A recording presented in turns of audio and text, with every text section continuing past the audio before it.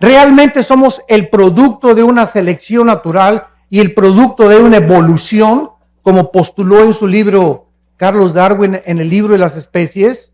Un libro que tú lo abres y lees esto. Quizá, chance y, puede que, no estoy seguro, a lo mejor. Todas estas frases no son científicas. Y al acabar el libro El origen de las especies, jamás él menciona el origen de las especies. Qué contradicción, ¿verdad?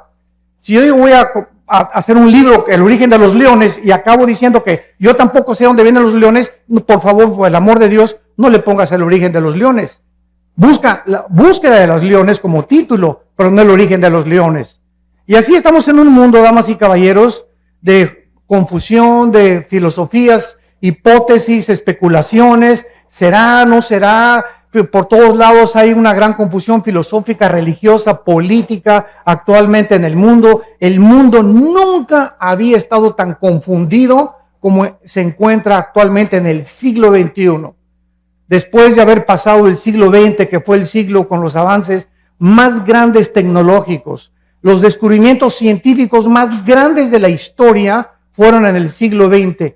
Y a pesar de que el hombre se ensoberbeció en el siglo XX y llegamos a la luna, inventamos la época cibernética, la computadora y las plataformas espaciales, etcétera, etcétera, nunca en la historia había habido tantos ateos como en el siglo XX.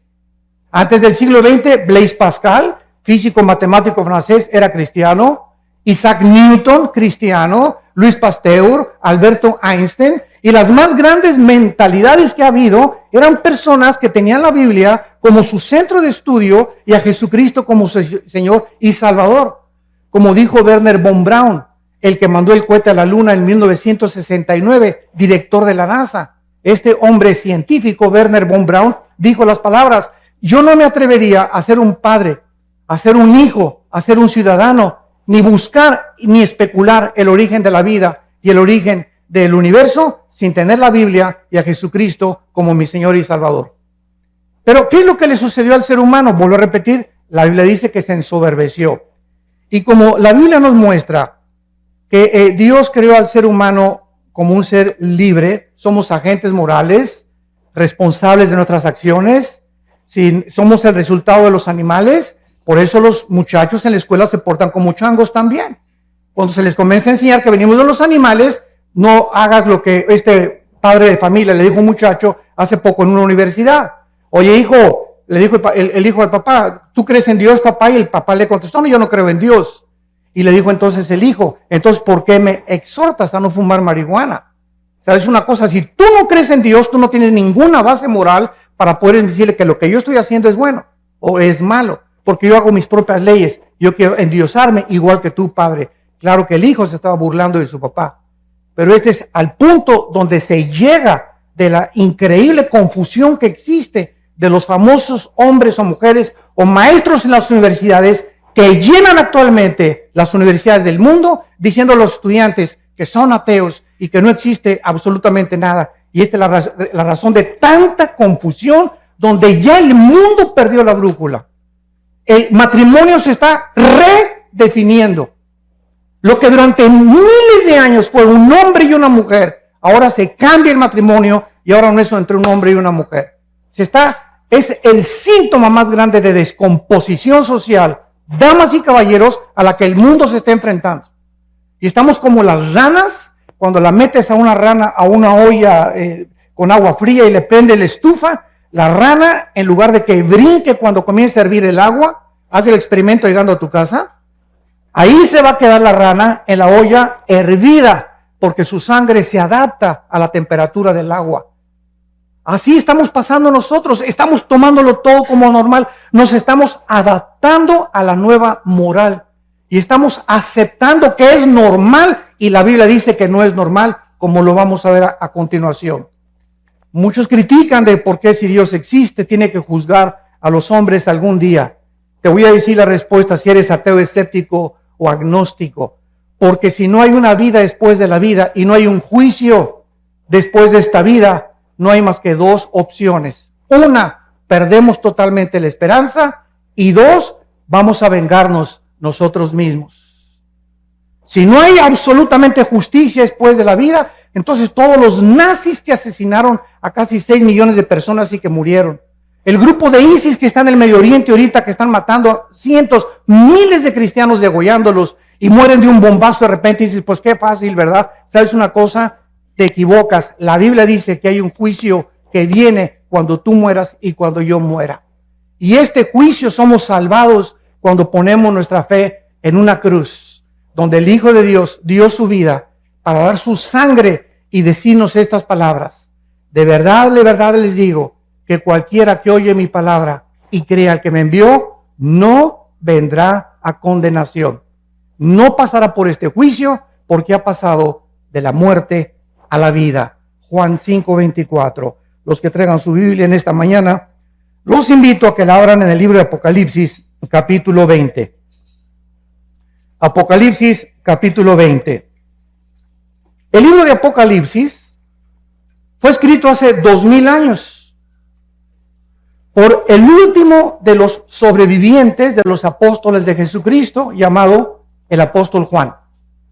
Este hombre, Juan, tenía 95 años de edad, exiliado por el emperador romano en la isla de Patmos.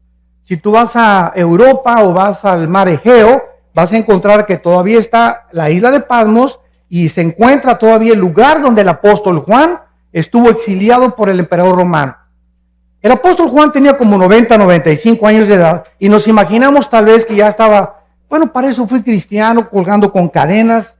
Los exiliados políticos del gobierno de Roma no les quitaban la ropa. Al llegar a la isla y al exiliarlos, les colgaban las cadenas y no les volvían a quitar la ropa. Ahí sí hacían excremento y todas sus necesidades. Imagínense ustedes nada más a los 3-4 días de estar así, cómo podrían morir estas personas sin ninguna misericordia del pueblo romano. Entonces Juan a los 95 años de edad va caminando por la playa. Todo eso se encuentra en el capítulo 1 de Apocalipsis y oye una voz atrás de él que le dice: yo soy el primero y yo soy el último. Yo soy el alfa y yo soy el omega. Yo soy el que tengo las llaves del infierno y las llaves de la vida. Y yo soy el que estuve muerto, mas he aquí que vivo por los siglos de los siglos. Y cuando Juan voltea, ve a una entidad espiritual brillante, con el pelo blanco como la nieve, los ojos refulgentes como las llamas, con un vestido de lino que le llegaba hasta los pies, con un cinturón que le ceñía la cintura de oro, con los pies refulgentes como el bronce bruñido, y le contesta el Señor Jesucristo: yo soy Jesús, el que estuve muerto, mas he aquí que vivo. Quiero que escribas, Juan, lo que va a ser, lo que ha sido y lo que será, y así es como tenemos nosotros el libro, los 22 capítulos del libro del Apocalipsis, que contiene el final de la raza humana, que nos muestra claramente los avances tecnológicos como la marca del 666, que el anticristo va a ponerle muy pronto a la humanidad. ¿Cómo pudo la Biblia adelantarse, damas y caballeros, de que se iba a escribir hace 2000 años, que vendría el tiempo en que la economía del mundo se tendría que controlar por computadoras si no se hubiese inventado las computadoras? ¿Quién le reveló al apóstol Juan que vendría el tiempo que solamente con computadoras puedes controlar una marca y marcar a más de 7.5 billones de personas que estamos ahorita en el planeta Tierra? La Biblia es increíblemente demostrando las evidencias profundas que existen de que es un libro sobrenatural. En el capítulo 20, que es el capítulo que nos concierne en esta mañana, encontramos estos versículos del 11 al 15. Y dice así: y vi un gran trono blanco, y al que estaba sentado en él, de delante del cual huyeron la tierra y el cielo, y ningún lugar se encontró para ellos. Y vi a los muertos, grandes y pequeños, delante de Dios. Y los libros fueron abiertos. Otro libro fue abierto, el cual es el libro de la vida. Y fueron juzgados los muertos por las cosas que estaban escritas en los libros según sus obras. Y el mar entregó los muertos que había en él. La muerte y el Hades entregaron los muertos que había en ellos, y fueron juzgados cada uno según sus obras. y la muerte y el Hades fueron lanzados al lago de fuego. Esta es la muerte segunda, y el que no se halló inscrito en el libro de la vida fue lanzado al lago de fuego. Vemos nosotros que por causa de que no fuimos el resultado de una evolución, ni venimos de los animales, la Biblia nos muestra que somos criaturas racionales, agentes morales, responsables de todas las decisiones, pensamientos y palabras que hayamos hecho mientras estábamos vivos. Y por esta razón, por ser agentes morales libres, Dios nos tiene que juzgar. Porque si no hubiera un juicio y Dios no fuera el legislador de la moral, sería un monstruo de Dios. Muchas personas dicen, ¿cómo es posible que Dios haya creado el universo? Y si Dios es Dios, las clásicas preguntas de los ateos. ¿Por qué hay maldad? ¿Por qué si Dios tiene el poder de destruir al diablo, no lo destruye una vez? Y te contesto porque acabaría primero contigo. Entonces, ¿por qué estas preguntas? Simplemente porque no conocen las respuestas que están en la Biblia. Y quieren estas personas abarcar la mente de un ser completamente incomprensible, que sus pensamientos no son nuestros pensamientos, ni los caminos de Dios, ni la forma como Él actúa como tú y como yo, que tenemos cerebros de caracol, comparados con la grandiosidad, la majestuosidad y el poder infinito de Dios. Y nos ponemos con la soberbia de creer y pedirle cuentas a Dios. Y por esto y por aquello, y por esto y por aquello, que es la base del ateísmo y de la filosofía del ateísmo.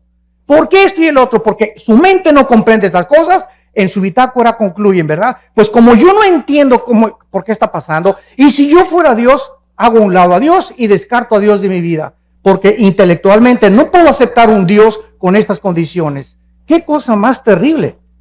Y quiero decirles que antes de que yo fuera cristiano era ateo. Yo profesé el ateísmo durante 7 años. Y formé parte del Partido Comunista Mexicano.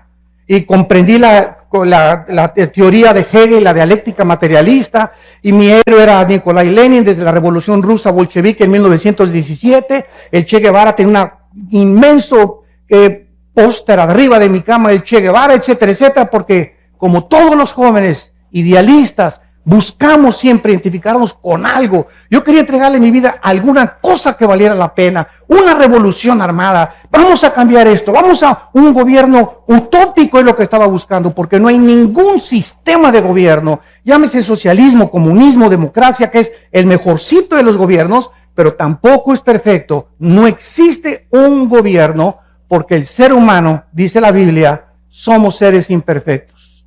Entonces luchamos contra algo que queremos cambiar porque traemos la eternidad en el corazón.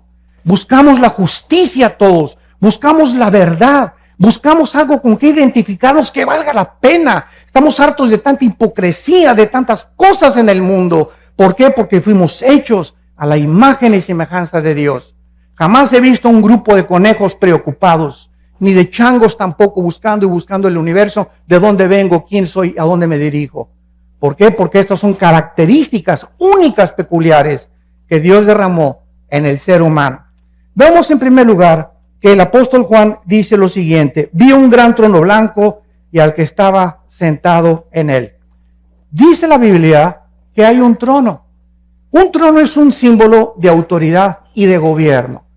Hay un ser en el universo, en algún lugar en el universo, donde Él está gobernando el universo con el poder de su palabra.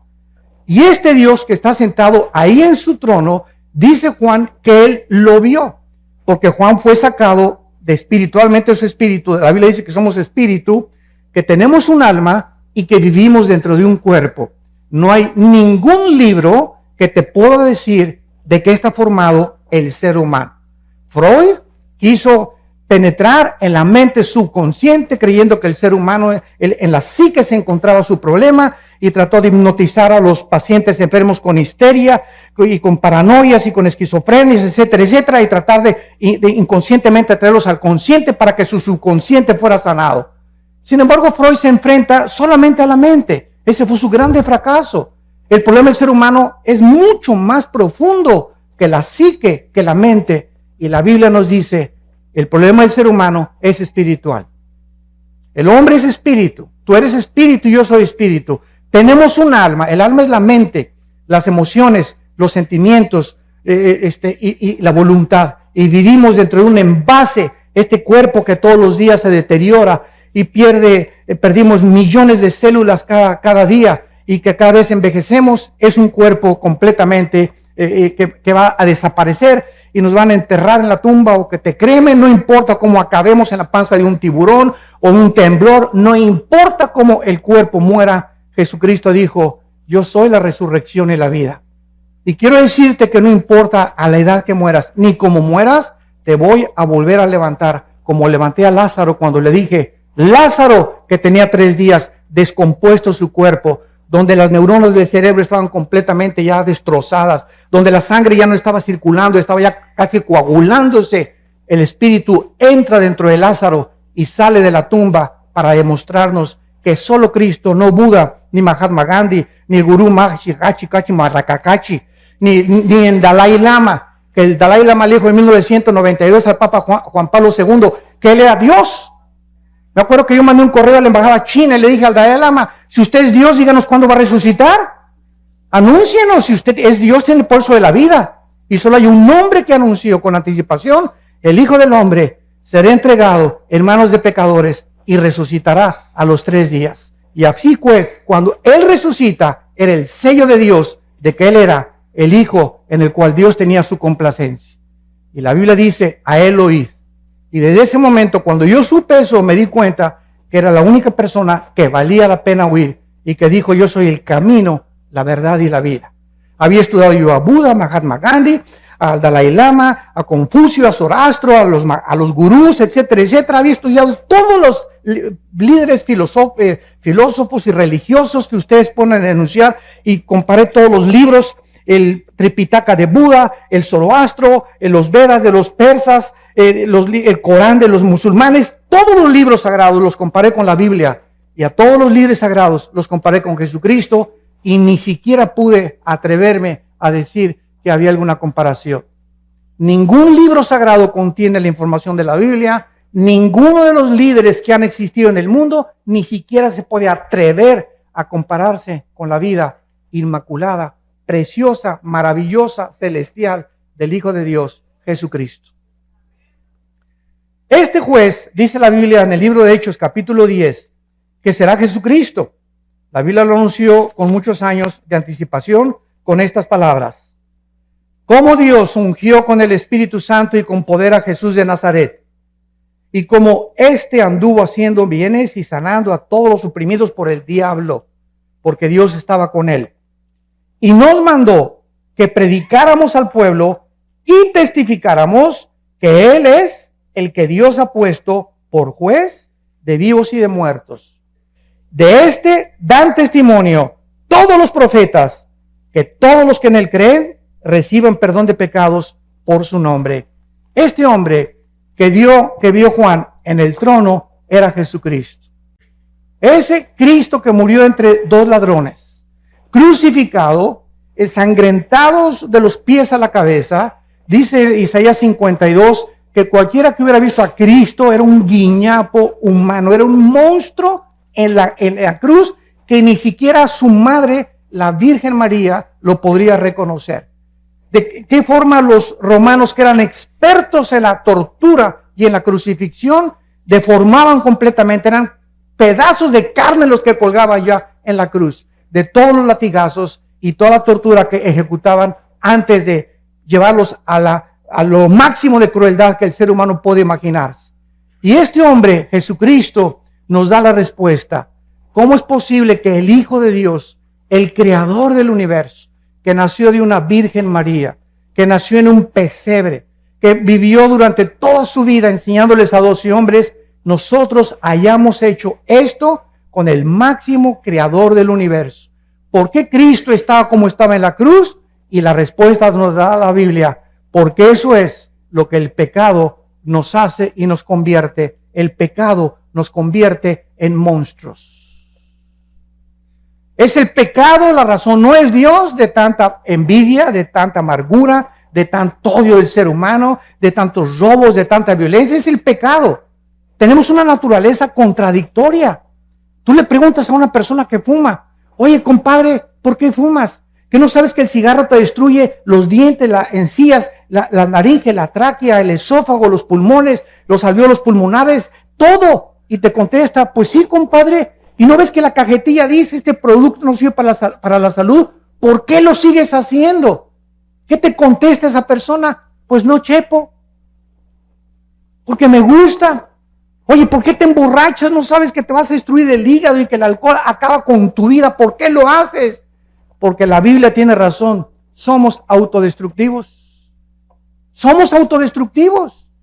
Es increíble cómo nos envenenamos con tantas cosas, con drogas, con cigarros, con alcohol. ¿Por qué lo hacemos? Porque dice Romanos 7, el mal que quiero no lo hago.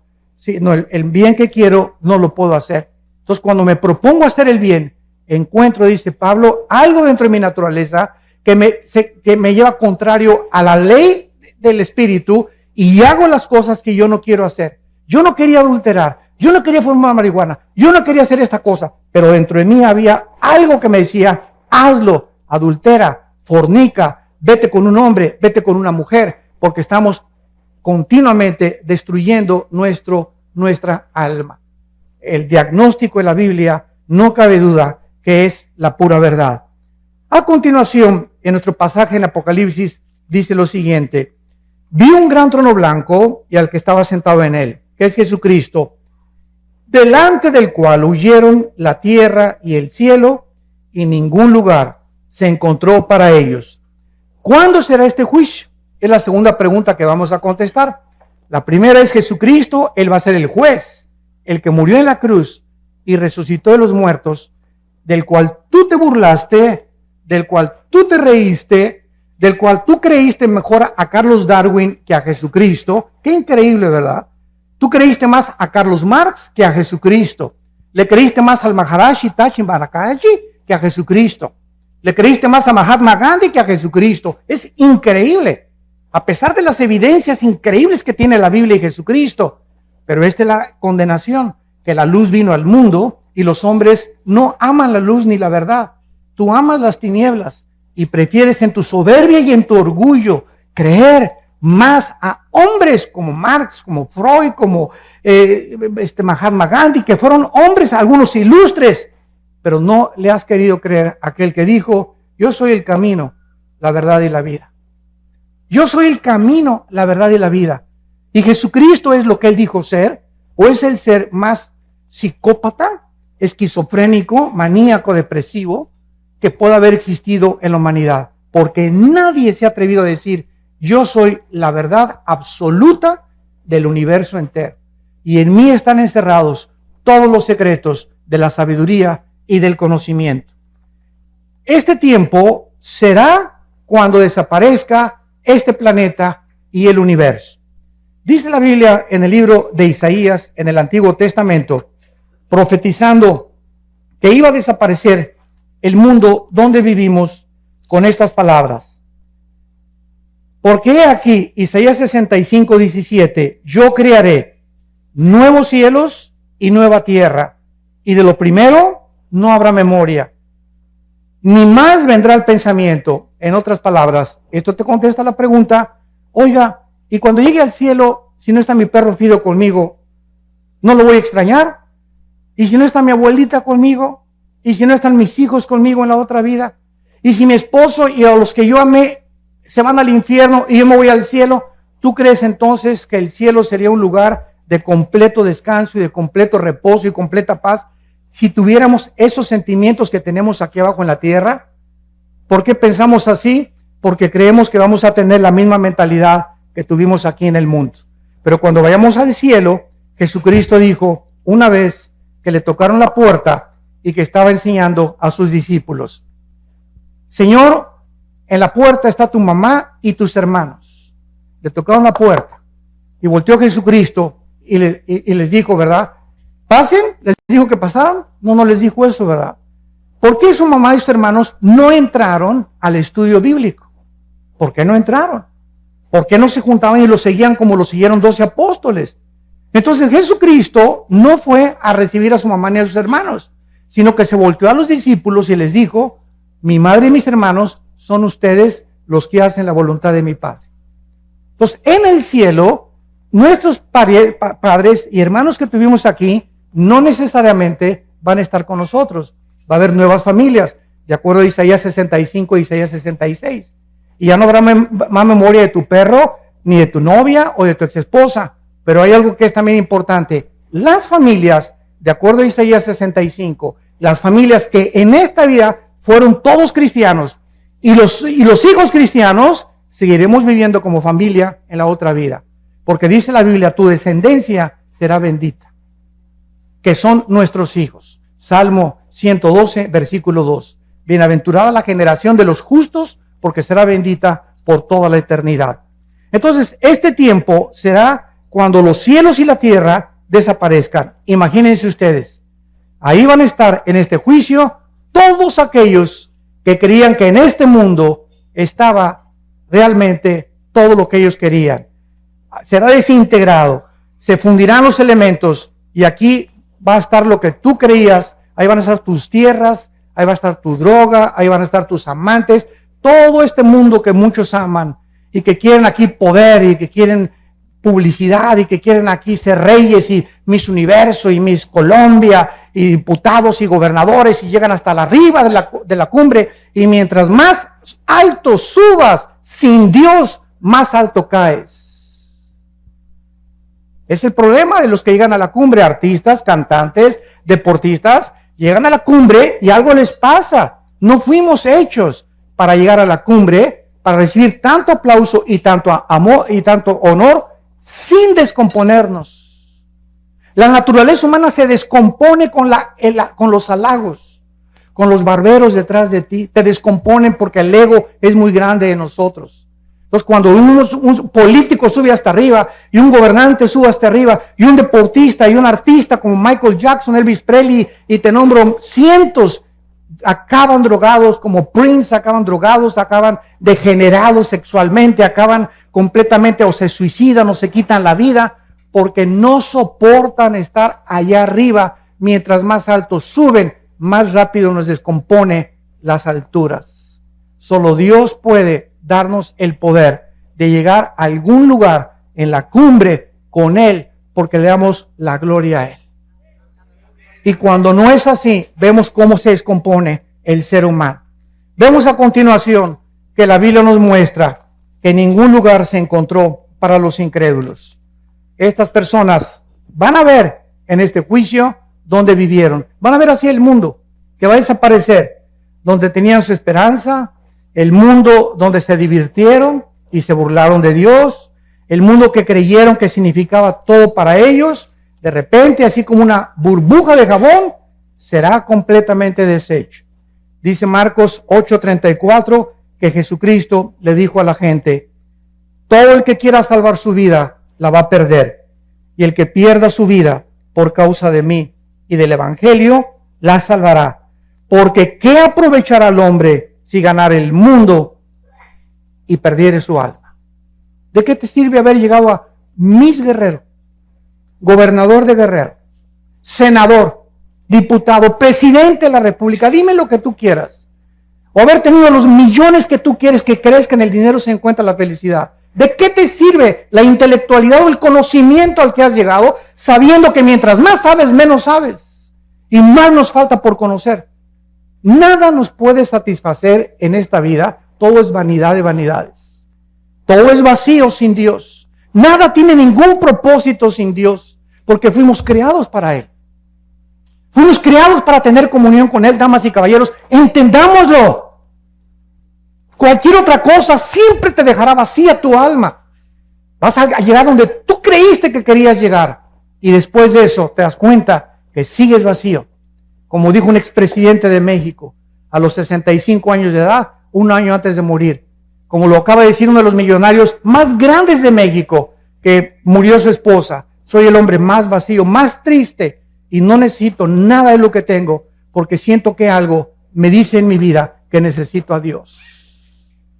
Y unos llegan a los 70 años a Dios, otros a los 80, gracias a Dios, pero ¿por qué tienes que llegar a esa edad sin darte cuenta que fuimos creados para encontrar a Dios?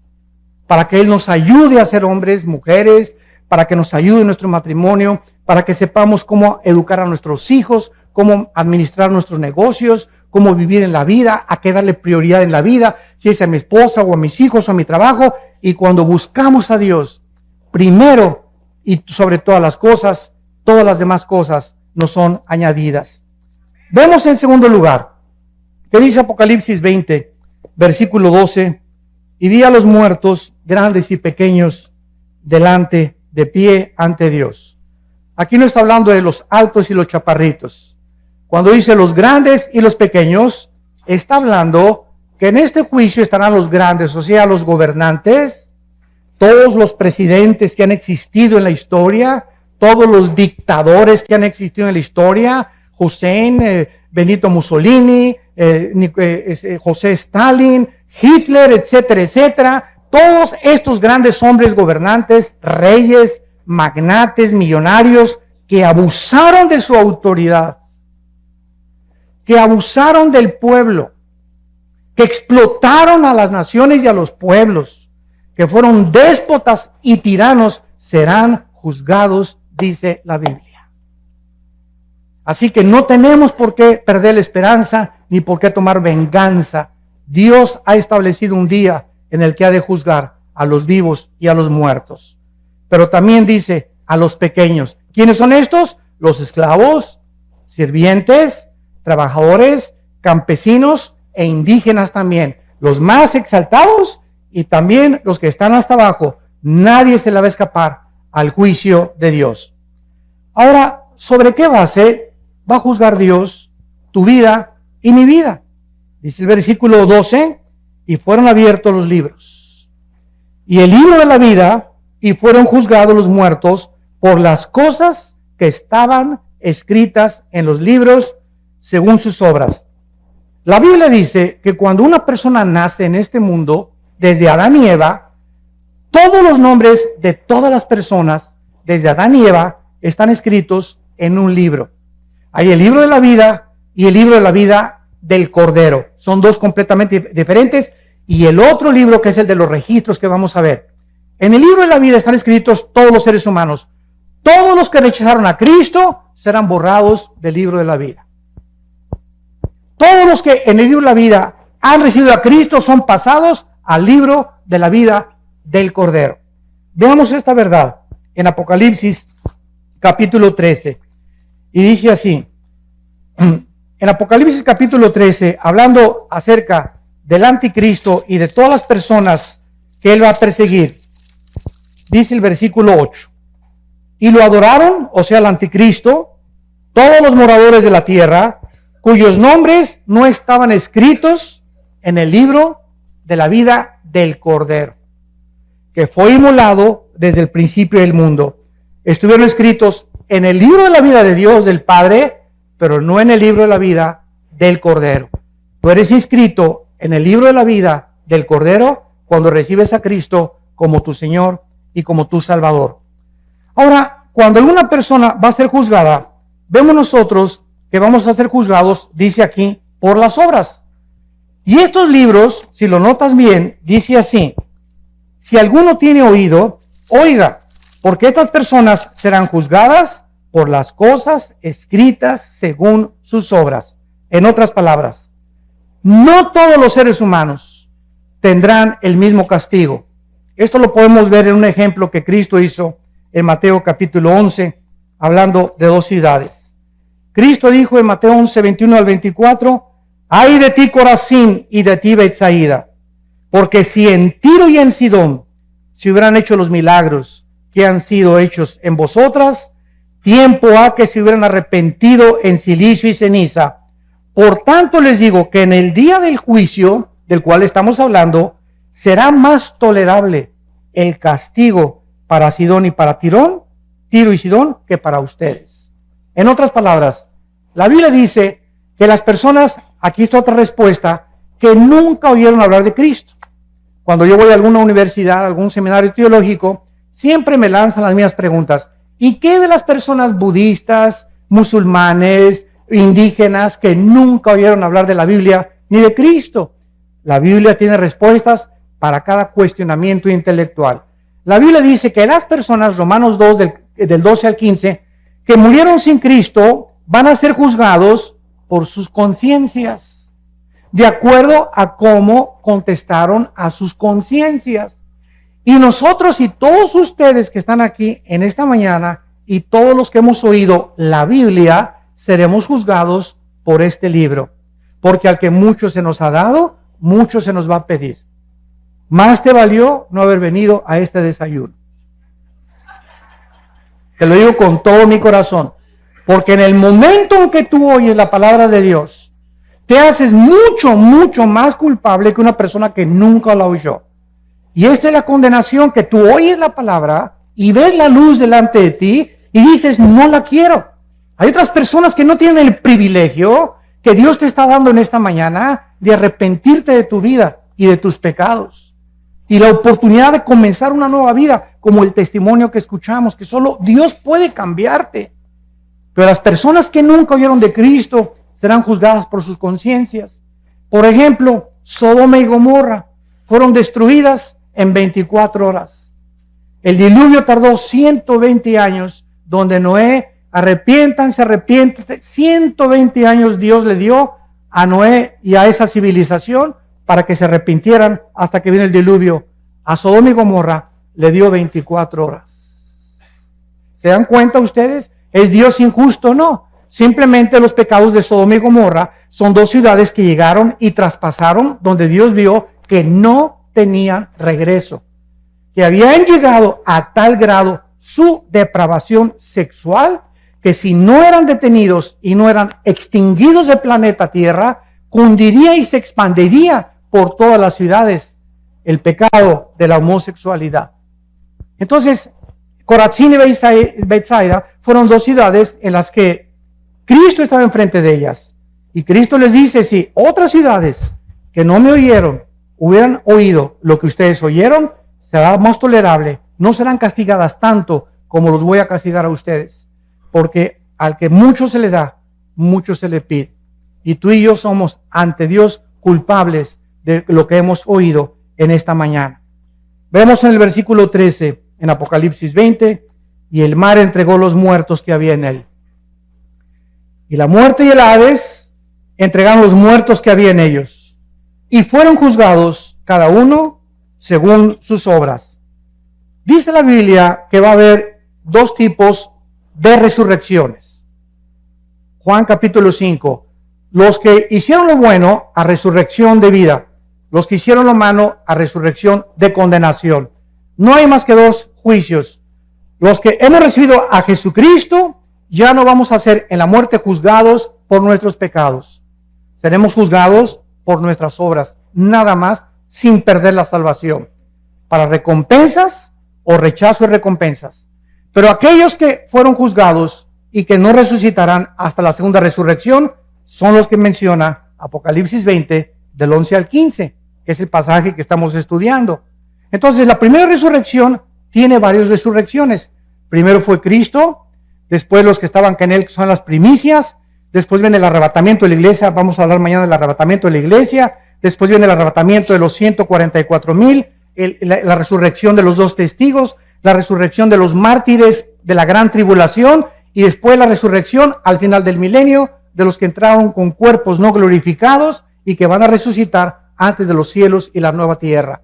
Entonces, toda esta resurrección de los justos se llama la primera resurrección.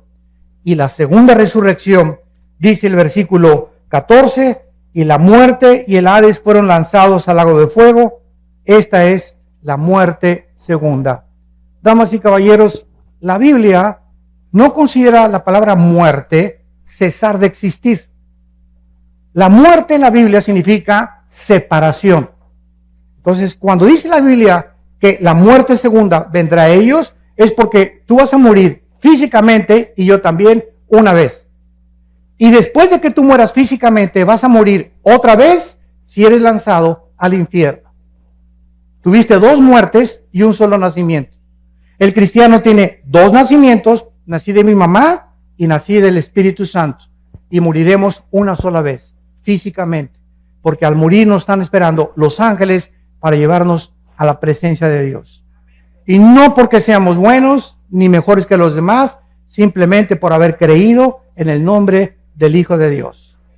Y cuando lleguemos al cielo nos vamos a quitar las coronas, dice Apocalipsis 4, y se las vamos a dar a Cristo y le vamos a decir, Padre, no merezco ni la corona, porque por tu gracia y por tu misericordia nosotros somos lo que fuimos mientras estábamos en este planeta. Y saldrán del mar, dice la Biblia, todos los que murieron en los océanos Atlántico y Pacífico, el mar Mediterráneo, el mar Egeo, el Golfo Pérsico, los mares Rojos y Muerto, todos los que murieron en avionazos, hundimientos de barcos o que se los comieron los tiburones, van a salir del mar. Y los demás saldrán del centro de la tierra, y dice, y la muerte y el Hades fueron resucitados y entregados a ellos y juzgados por sus obras. ¿Qué es el Hades?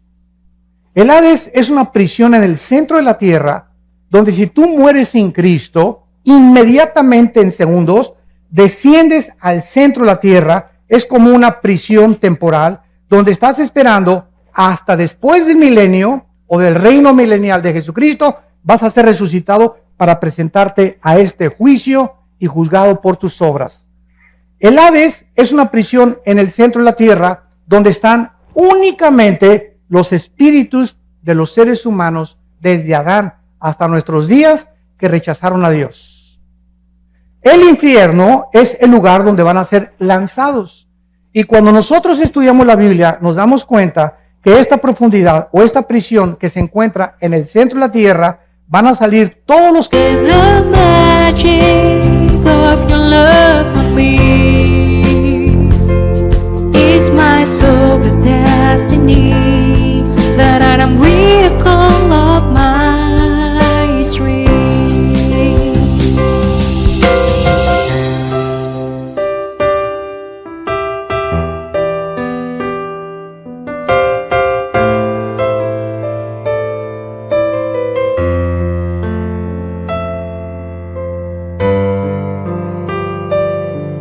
When my heart is heavier, I remember that I have got someone like you in my life.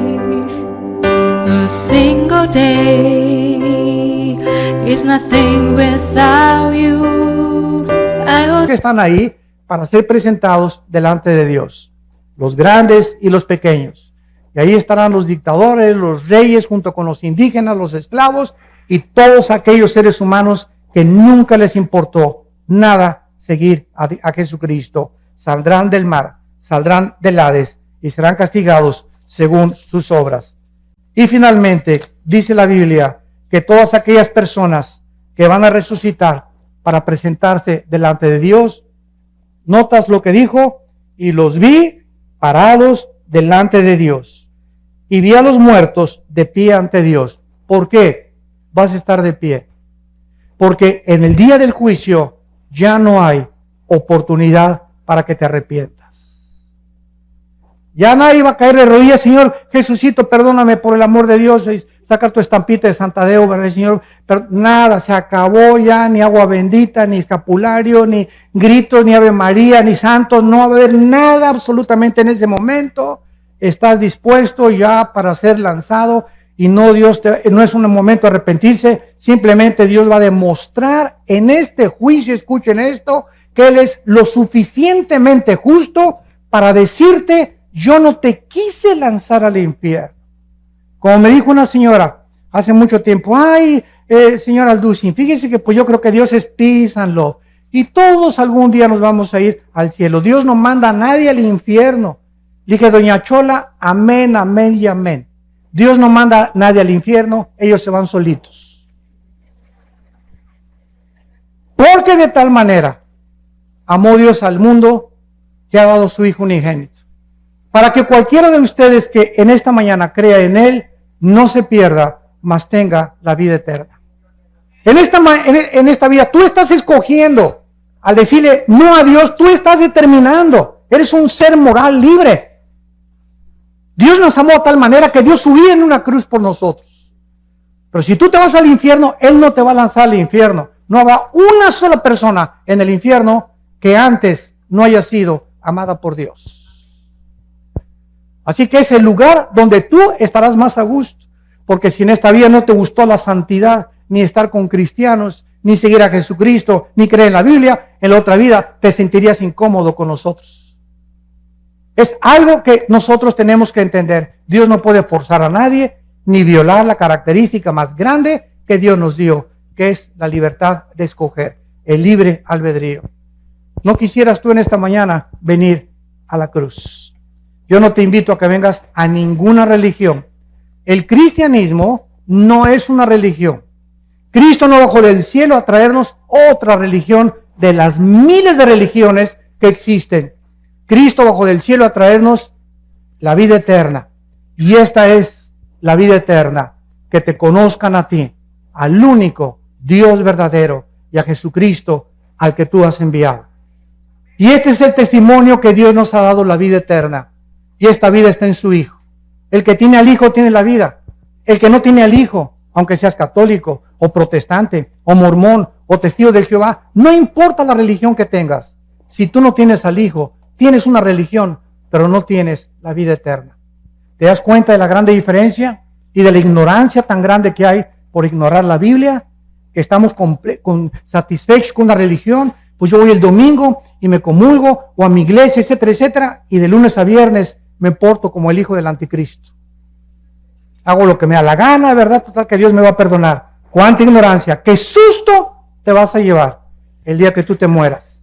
¿Y cuántos de nosotros en esta mañana estamos seguros que amanecemos? Ninguno de nosotros. En el año 2001, 3,000 personas se levantaron en Nueva York y trabajaban en las Torres Gemelas. 3,000 personas se levantaron y le dijeron a su esposa: mi amor, nos vemos a las 12 para el lunch, nos vemos al mediodía, se pusieron su corbata. Esas 3,000 personas, ¿quién se iba a imaginar que 2 aviones se iban a estrellar con unas Torres Gemelas y que era la última vez que a su esposa le decían: te amo? ¿Estás tú seguro hoy en la mañana que te levantaste que no es tu último desayuno? ¿Una embolia cerebral, un ataque al corazón, una bala perdida, un accidente de tránsito? No tenemos comprada la vida, ninguno de nosotros. La Biblia dice: prepárate para encontrarte con tu Dios. Prepárate, porque nuestra vida está en un hilo y nunca nadie sabe cuándo Dios nos llama a presentar cuentas. ¿Estás tú preparado? Esta oportunidad te la da Dios hoy en la mañana, en su misericordia, y porque Él te dice: te amo, te amo, te amo. No quiero que te pierdas. Tengo un programa mucho mejor que el que tú te imaginas para tu vida. Mis pensamientos para ti son de paz y de esperanza, para darte el fin que tú anhelas, para que tú entiendas mi amor, que di mi vida en una cruz, para que cualquier cosa que me pidas, yo te la voy a conceder. Este es el amor de Dios, que siendo pecadores, Cristo da su vida por nosotros. Los invito a muchos de ustedes en esta mañana que inviten a Jesucristo a su vida, que te arrepientas de tus pecados y que en esta mañana te enfrentes con la realidad que en el día que tú mueras, inmediatamente esté establecido el juicio. No habrá ninguna oportunidad, no hay reencarnación, no hay purgatorio, no hay más que cielo e infierno, de acuerdo a la Biblia. ¿Qué escoges tú en esta mañana? La vida. Escoge la vida para que Dios te bendiga y puedas algún día darle gracias a Dios que no te equivocaste esta mañana al venir a este desayuno y al decirle al Señor Jesucristo: entra a mi vida, Señor, te necesito como mi Señor y Salvador. Les pido que inclinen sus cabezas por unos segundos.